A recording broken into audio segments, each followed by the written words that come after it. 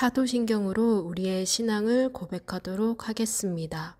나는 전능하신 아버지 하나님, 천지의 창조주를 믿습니다.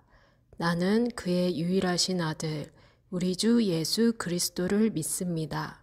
그는 성령으로 잉태되어 동정녀 마리아에게서 나시고 본디오 빌라도에게 고난을 받아 십자가에 못 박혀 죽으시고 장사된 지 사흘 만에 죽은 자 가운데서 다시 살아나셨으며 하늘에 오르시어 전능하신 아버지 하나님 우편에 앉아 계시다가 거기로부터 살아있는 자와 죽은 자를 심판하러 오십니다.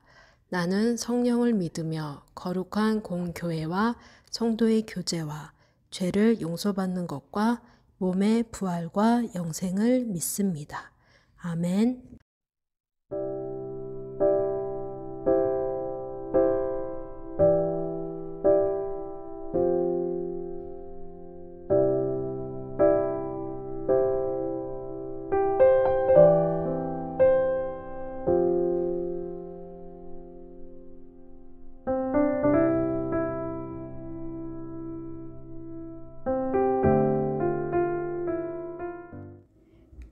오늘 우리에게 주시는 하나님의 말씀은 신명기 16장 9절에서 12절 말씀입니다. 신명기 16장 9절에서 12절 말씀입니다. 함께 말씀을 찾아 읽도록 하겠습니다. 그로부터 7일을 세는데 밭에 있는 곡식의 낫을 대는 첫날부터 시작하여 7일을 세십시오. 그리고 주 당신들의 하나님이 당신들에게 주신 복을 따라 마음에서 우러나오는 예물을 가지고 와서 주 당신들의 하나님께 칠칠절을 지키십시오. 당신들은 주 당신들의 하나님이 그의 이름을 두려고 택하신 그곳에서 당신들과 당신들의 아들과 딸과 남종과 여종과 성 안에서 같이 사는 레위 사람과 떠돌이와 고아와 과부까지도 함께 주 당신들의 하나님 앞에서 즐거워해야 합니다. 당신들은 이집트에서 종살이 하던 것을 기억하고 이 모든 규례를 어김없이 잘 지키십시오. 아멘.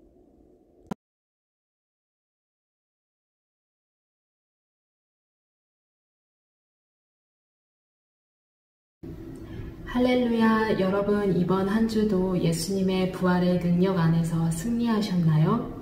부활절 기쁨의 50일을 보내고 있는 우리 모두 예수님의 부활의 능력이 우리에게 임했음을 믿으며 하루하루 주님께서 주시는 승리를 맛보시기를 바랍니다. 우리는 4월달부터 6월달까지 기독교와 관련된 절기에 대해서 알아가 보려고 합니다. 우리가 알아가 볼 절기로 기독교에서 지내는 절기도 있고 유대교에서 지내는 절기도 있습니다. 유대교 절기를 알아가야 하는 것은 기독교가 유대교를 바탕으로 해서 만들어진 종교이고 성경 말씀에 유대교의 절기들이 등장하기 때문입니다. 또한 이 유대교의 절기는 기독교에서 새롭게 해석하기도 하기에 잘 알아두면 좋습니다. 지난 주일에는 우리가 무슨 절기를 배웠나요? 여러분 기억하고 계신가요? 6월절입니다. 이집트에서 노예 생활을 하던 이스라엘 자손들은 지도자 모세의 인도로 이집트를 탈출하게 됩니다. 그러나 그 탈출 과정은 쉽지 않았습니다. 이집트의 왕 바로가 이스라엘 자손이 이집트 땅을 떠나는 것에 동의하지 않았고 이에 하나님께서는 10가지 재앙을 이집트에 내려 이스라엘 자손이 출애굽을 하도록 합니다.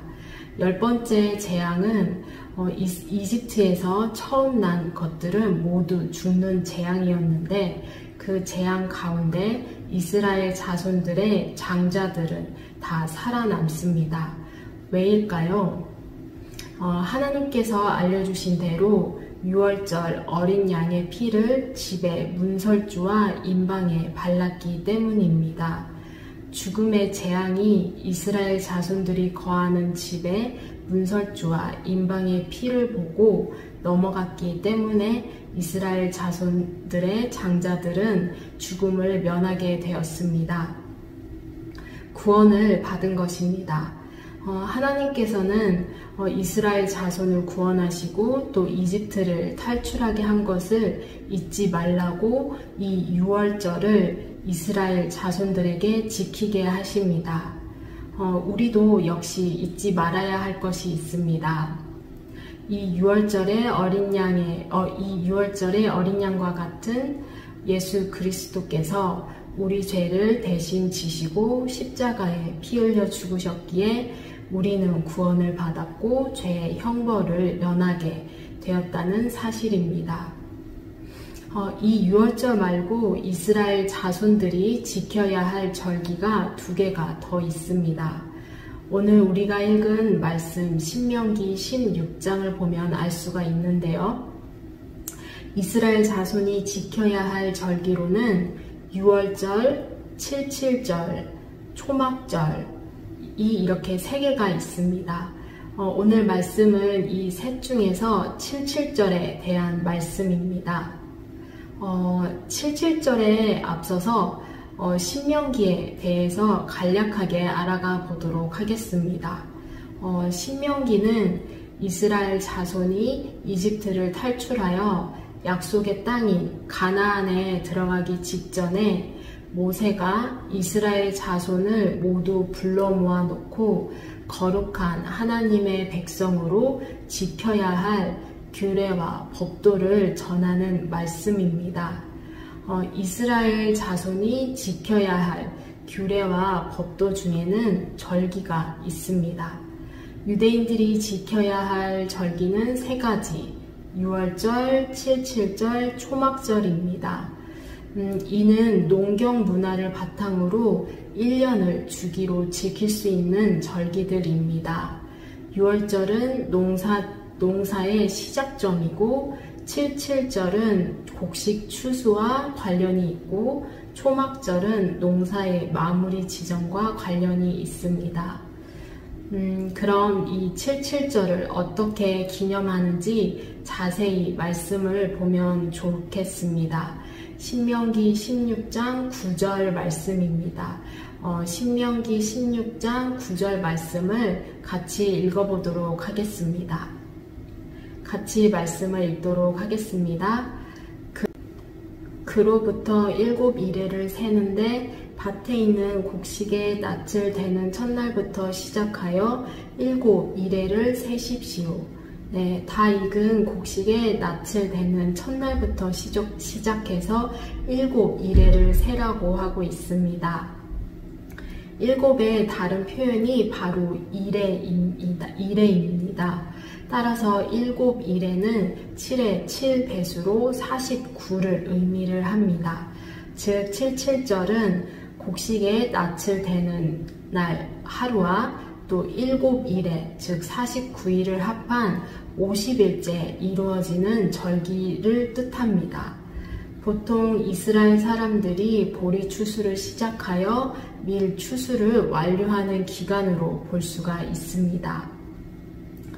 77절은 기독교에서 부활절과 오순절로 해석이 되기도 합니다. 곡식에 낯을 대는 첫날은 초실절이라고도 합니다.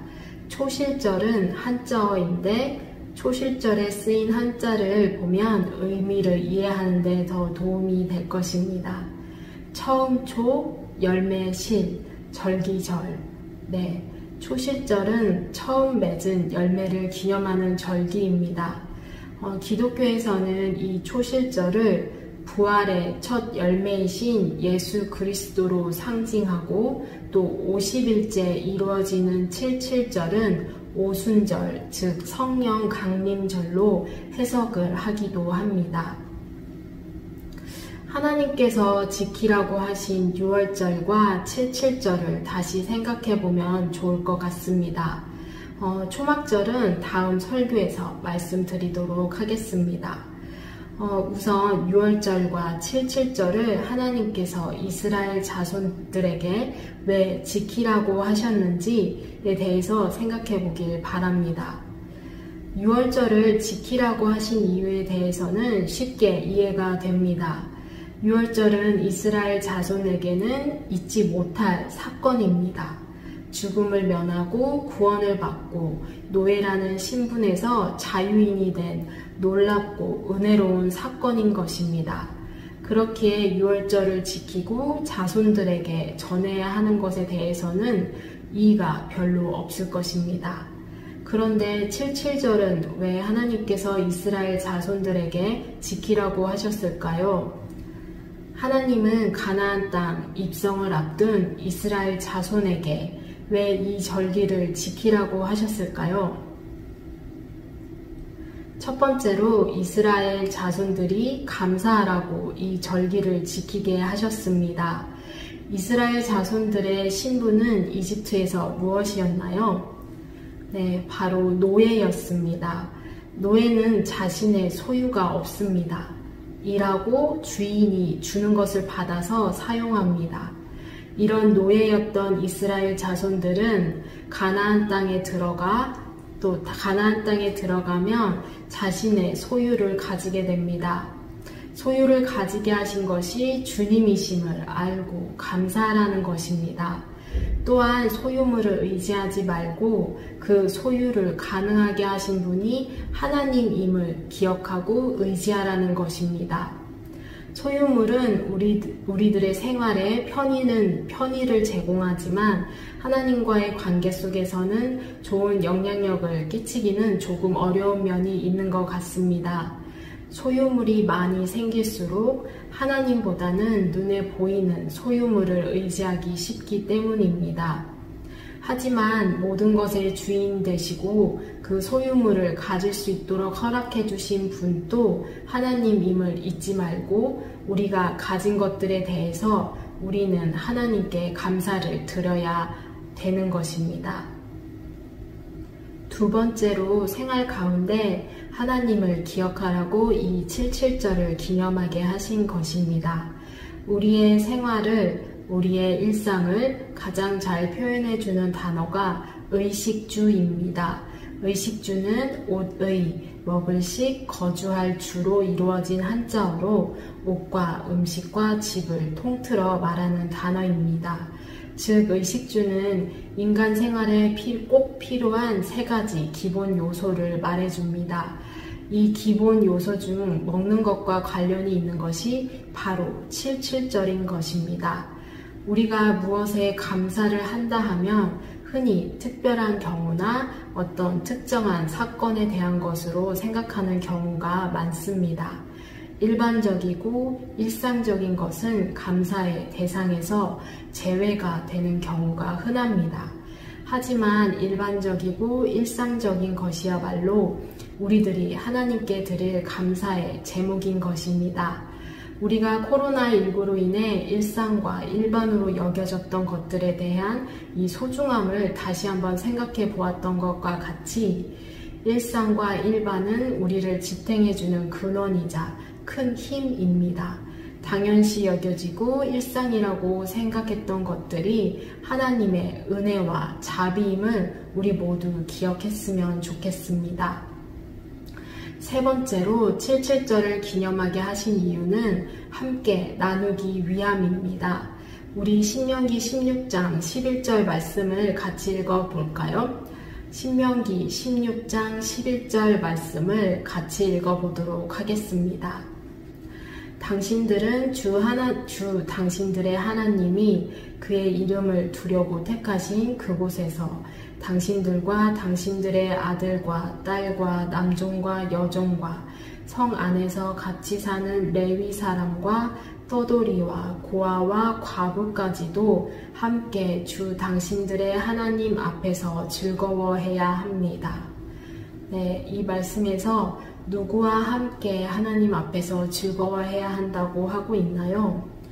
아들과 딸, 남종과 여종, 레위 사람, 고아, 과부, 떠돌이들 등과 함께 이 77절을 즐거워하라고 하고 있습니다. 여기에 언급된 사람들은 돌봄과 도움의 대상입니다. 참고로 레위 사람은 땅을 소유할 수 없는 사람들로 소출이 없으니 돌봄의 대상이 되는 것입니다. 하나님의 은혜로 얻게 되는 소출을 혼자서 즐거워하지 말고 도움이 필요한 사람들을 기억하고 함께 나누라는 것입니다. 우리는 하나님의 자녀입니다. 그리고 하나님의 자녀로서 우리가 누리는 은혜가 참 많습니다. 그 많은 은혜 중 어떤 것은 우리의 일상이 되어서 당연한 것으로 생각할 수 있습니다. 한때 죽기 전에 꼭 하고픈 일들을 적는 버킷리스트 작성이 유행을 했습니다. 우리 중등부에서는 이 버킷리스트 대신 하나님께 대한 감사 리스트를 작성해 보면 좋겠습니다. 당연하다고 생각해왔던 것부터 하나씩 써나가다 보면 우리가 하나님의 자녀로 누리는 은혜와 도우심과 또 보호하심을 새롭게 느낄 수 있을 것입니다. 그리고 그 감사 리스트를 기도 가운데 하나님께 올려드리기를 바랍니다. 함께 기도하겠습니다. 하나님 아버지, 예수님을 통한 구원의 은혜뿐만 아니라 우리의 일상 또한 하나님의 은혜임을 알게 해주심을 감사드립니다. 감사 리스트를 작성하는 가운데 더 많은 감사 제목이 생각나게 해주시고 그 사랑과 자비에 기도와 찬양과 이웃 돌봄으로 응답하는 우리가 될 수 있도록 성령 하나님 우리들의 마음과 뜻과 행동을 인도하여 주시옵소서. 감사드리며 예수님 이름으로 기도드립니다. 아멘.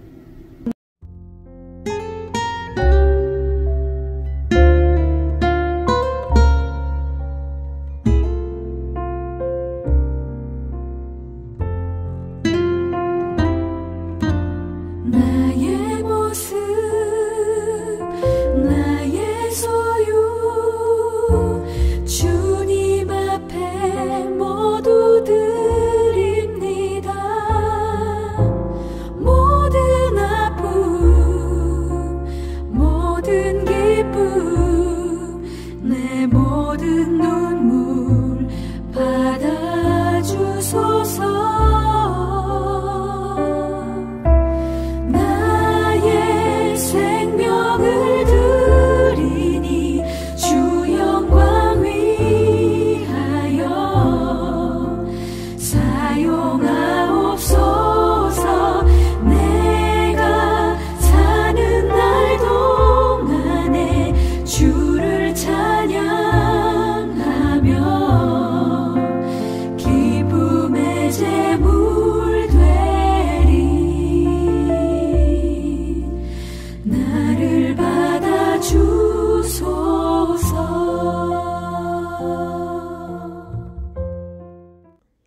봉헌 기도하겠습니다.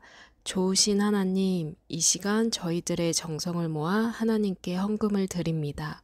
우리가 가진 모든 것은 주님의 것이며 주님께서 허락하신 것입니다.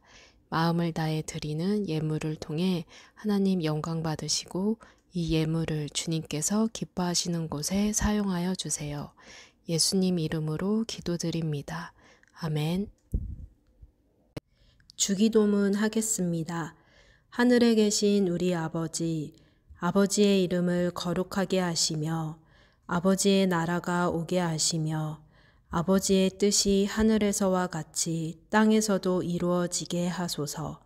오늘 우리에게 일용할 양식을 주시고 우리가 우리에게 잘못한 사람을 용서하여 준 것 같이 우리 죄를 용서하여 주시고 우리를 시험에 빠지지 않게 하시고 악에서 구하소서.